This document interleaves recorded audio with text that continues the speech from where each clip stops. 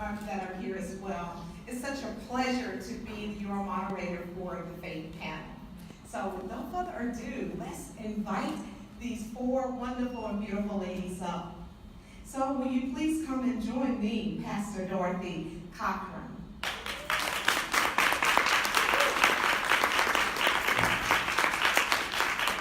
Ms. Tana Session.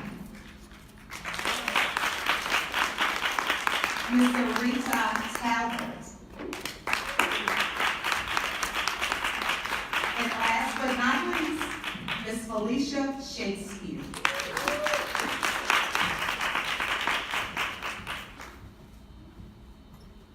Welcome. So I'm going to go and sit on this end and join you.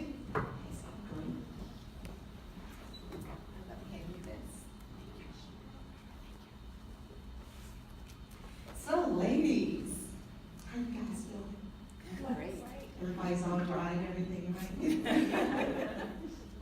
Well, I'm sure you are just as excited as I am to talk about your faith and your business. So let's get going. This first question here is, what is your current profession and what has been your journey, your personal journey to success? So let's start down on there. My personal journey began in corporate America as an industrial engineer and a systems engineer. I began there, and I stayed in that position for 38 years. But in conjunction with the ministry that my husband started some 40-some years ago, we actually celebrated our 42nd year anniversary. And he's Apostle Crockran, amen. Praise God. Praise God for him. I started out in ministry as a unit with him, you know, having his back. And now that he's not able to function anymore, he awarded me to walk in the pastorate of the church. The church has been established for 42 years. But in that time, I was in other things that I kind of like wanted to do, and I had a passion for young people because of my journey and the things that had happened to me when I was a child. So I have a passion for young people. So I organized the Joshua House in 1998, and it helps young people. We have some in the audience today that the Joshua House has been has mentored them, have provided scholarship for them, and that's what we do for our young people, not only on the west side of Chicago, but any targeted area that a child needs help. That's what my passion is, really, is to give back to the children. I had a troubled childhood, and that's kind of like what prompted me and gave me the passion to work with young people, because they really need it today. And so that's where I am now. I'm pastor of the New St. Peter's Deliverance Center, and I love it, and I thank God for it, because it has been a long road, but I made it. So Tina.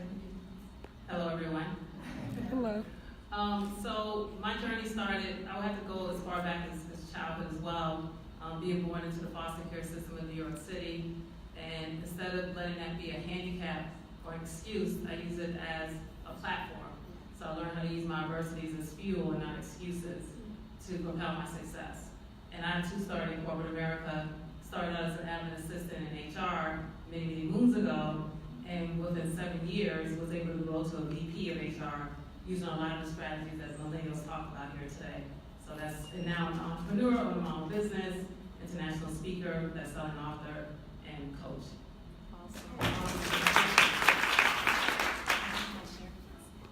Hi, I'm Syreeta. Hey, I'm Syreeta.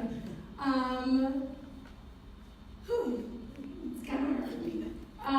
My passion in business, so you have what financially sustains me. I'm a realtor, I'm a certified tax preparer, and I'm a notary.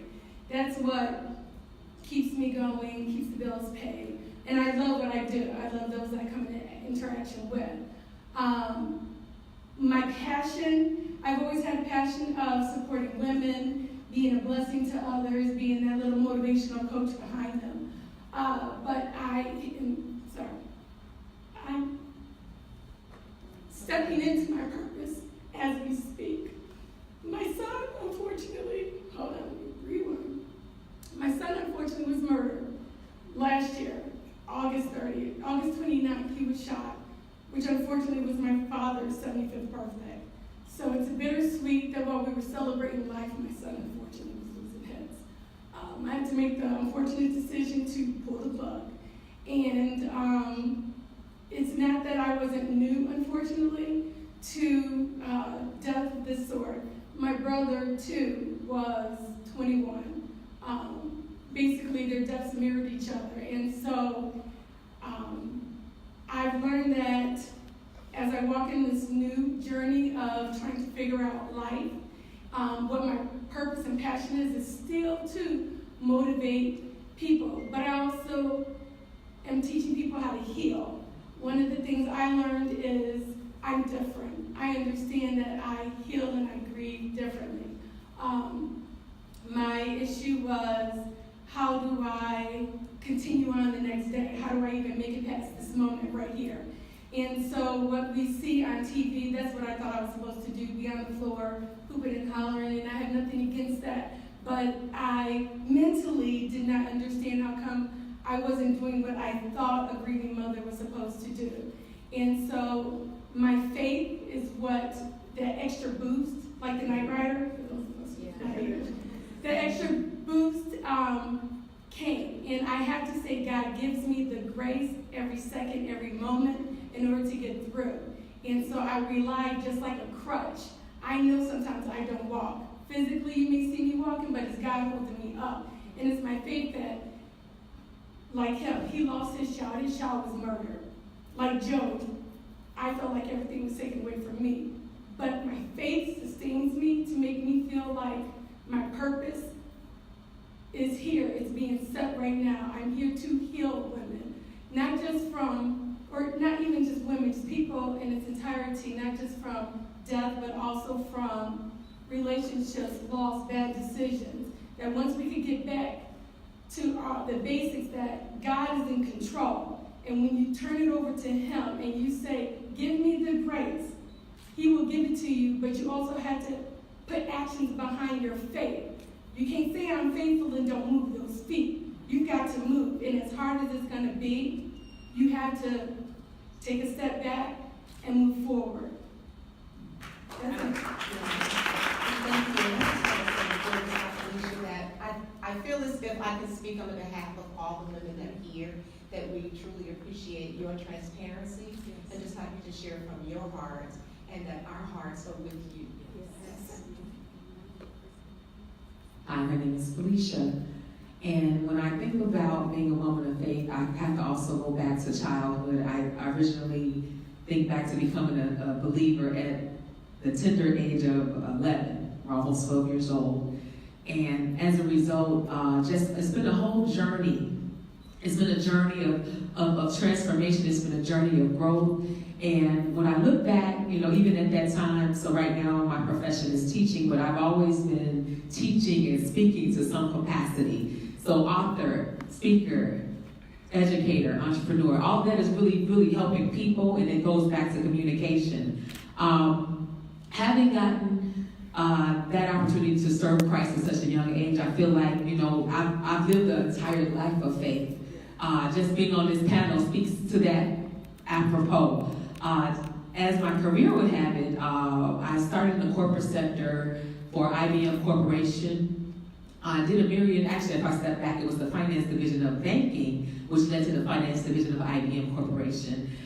From there, I chose to make not me chose, but the Lord put upon me to actually make a pivot into the education sector. So after receiving my bachelor's in business and having what I would consider many ups and downs and learning spurts of growth, chose to enter education in the administrative capacity. And nothing, as I was sharing with some of the ladies today at the beginning, nothing is ever wasted. I really believe that everything in business prepared me to enter education, because there's a lot of things you have to deal with in that spectrum that I felt that those skills prepared me for. But ultimately to serve people through teaching and through training and professional development and personal growth.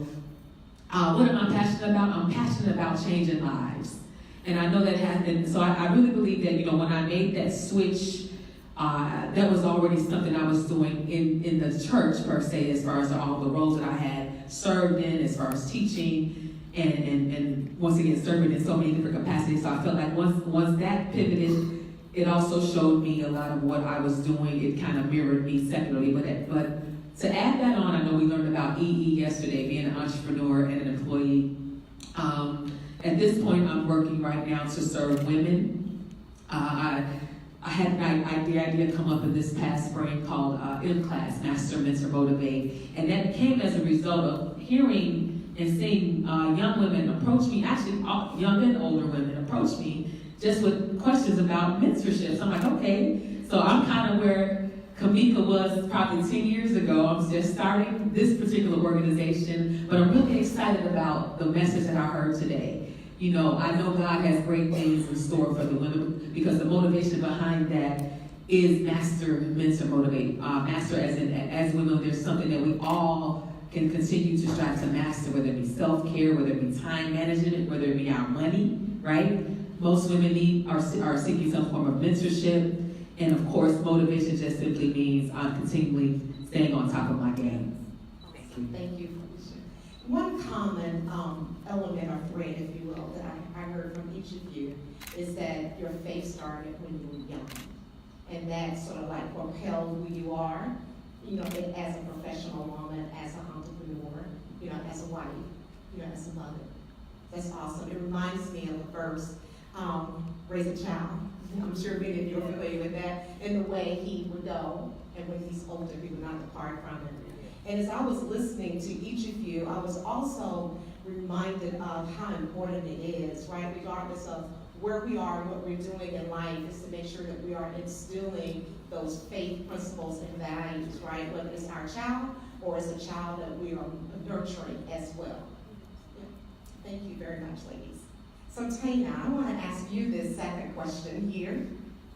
What advice would you give on activating your faith when pursuing your dreams?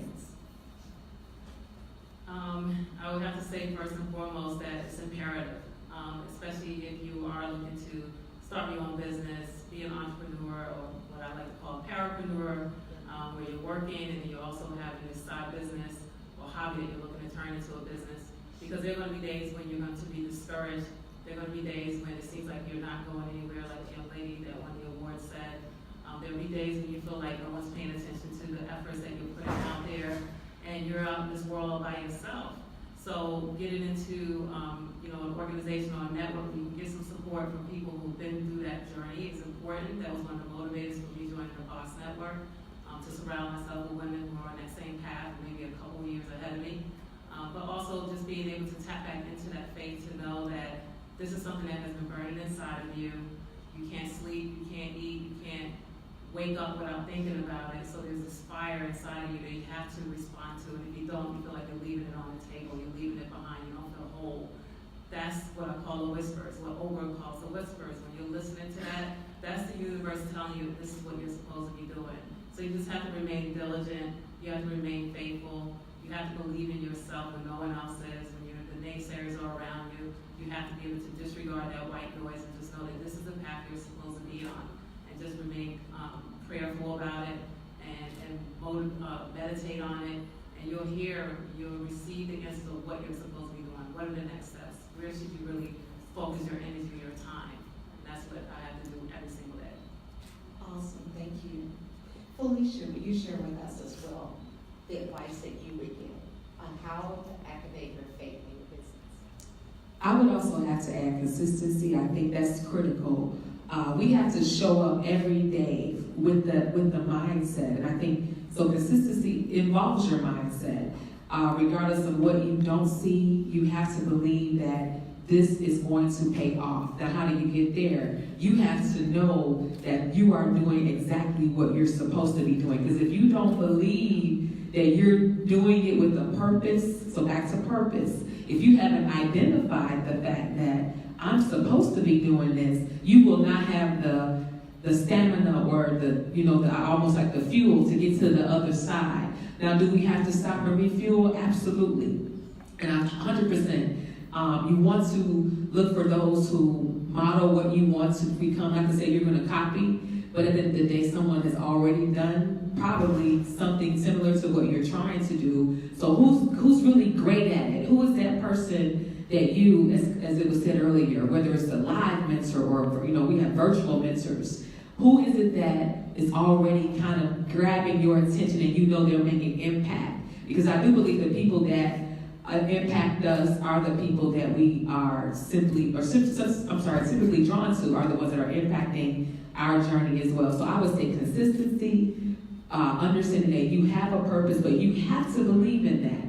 If you don't believe in it, you will not go the long haul. Sometimes there will be times you will have to just show up for yourself just for the sake of the point of I made this event, I made it at this time, I'm gonna be on time, I'm gonna prepare as if there's gonna be 1,000 people. So when 10 show up, I'm gonna still treat it like it's 1,000 people because I am ready, because this is what I'm purposed to do. Amen. Yes. Up here on the platform as well as in the audience. And I'm listening to you and I just kept hearing faith is. Faith is believing even when you can't see it in the natural, right? And that's moving it forward. I had someone recently, a coaching client actually asked me, I started referencing some things about faith, and she asked me, she said, do you talk about God or do you reference your faith with all of your clients? And I said to her, yes. Yeah. I may not always quote it as a scripture. I may not always say that it's from the Bible, but it's the core and the center of who I am. So I can't pour out my best to you, give you that advice without being honest about the source of that advice. So yes, amen. So Pastor Cochran, we've been hearing a lot about mental health now in our communities, especially most recent. What would you tell a believer about seeking support? Seeking support. Well, I would have to be transparent, and it's a difficult subject to talk about, but it needs to be addressed. I'm a victim of mental health. When I was 9 years old, and I want to be transparent with the audience, because that's the only way we're going to help. At the age of 9 years old, I was molested 2 years straight by a family member, because I wasn't with mom, I wasn't with dad.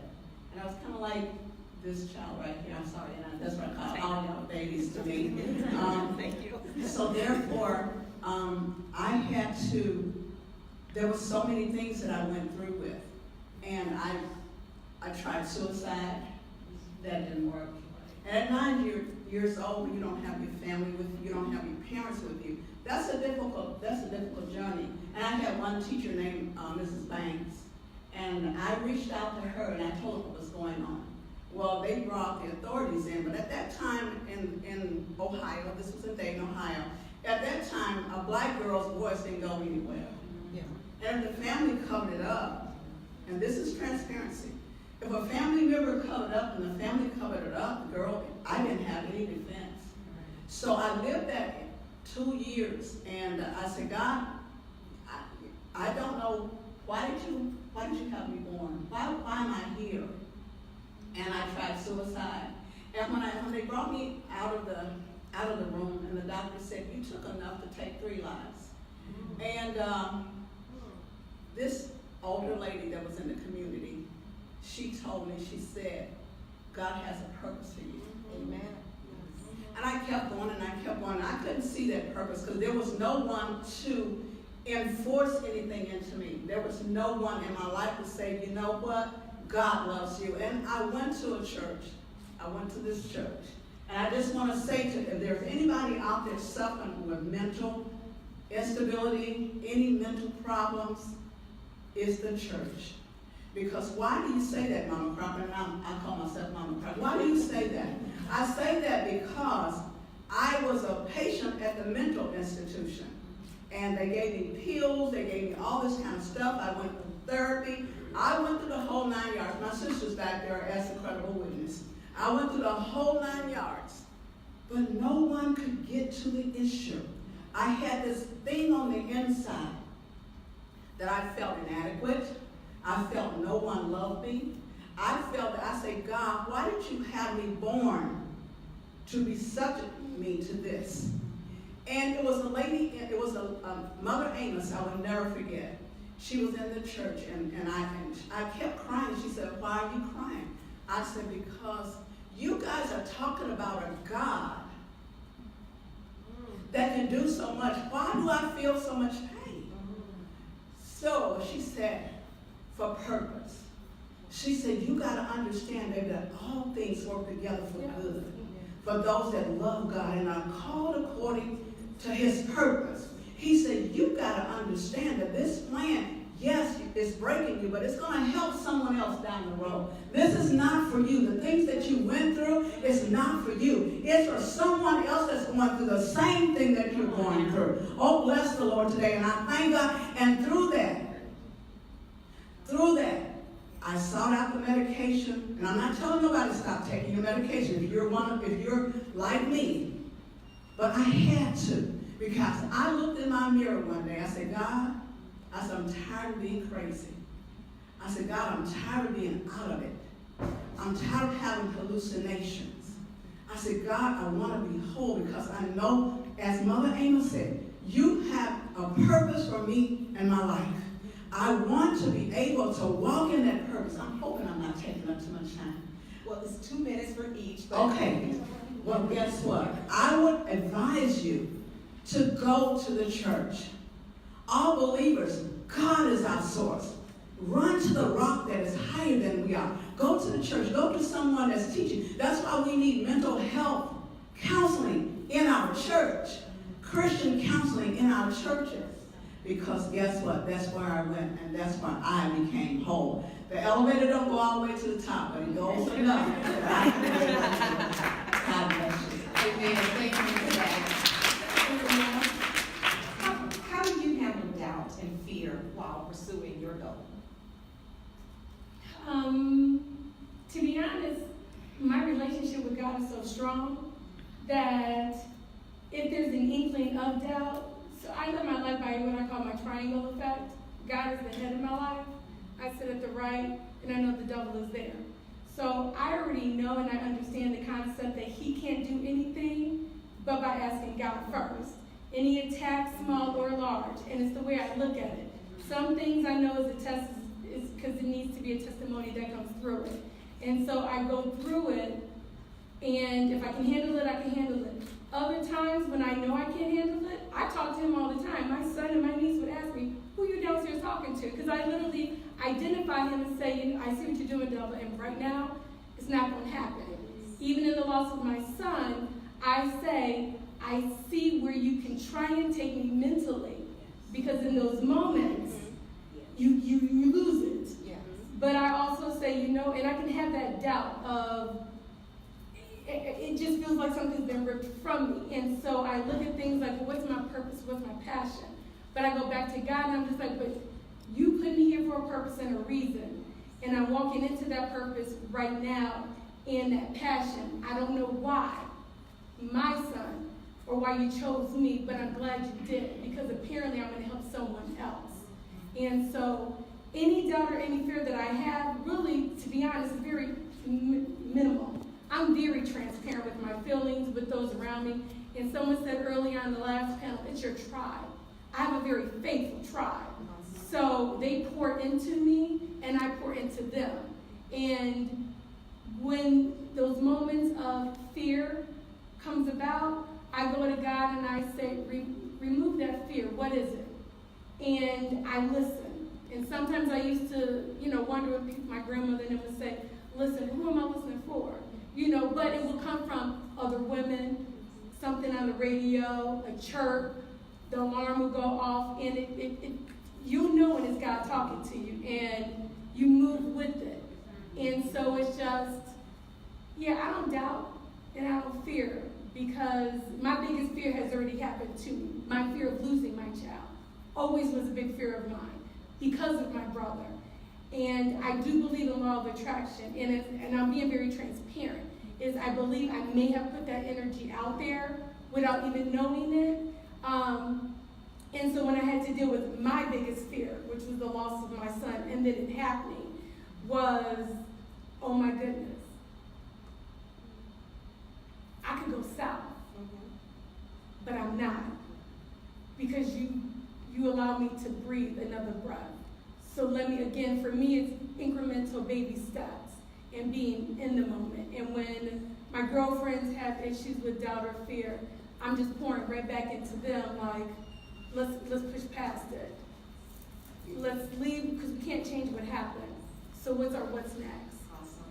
I thank you for that. So guys, we have 1 minute left, and I like to do what I call my little fast round. So same question, but I want to also hear from the other three. One quick soundbite on how you manage your fear and doubt as it relates back to your faith. Let's start with you. And I know we hear the acronym all the time, false evidence appearing real.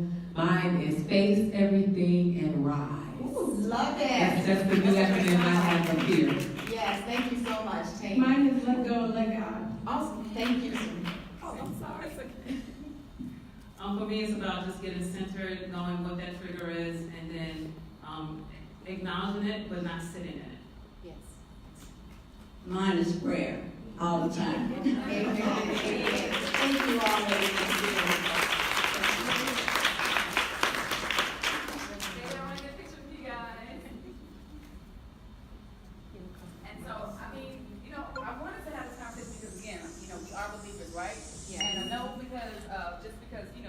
These women have so many, and I know them all personally, so I know their stories.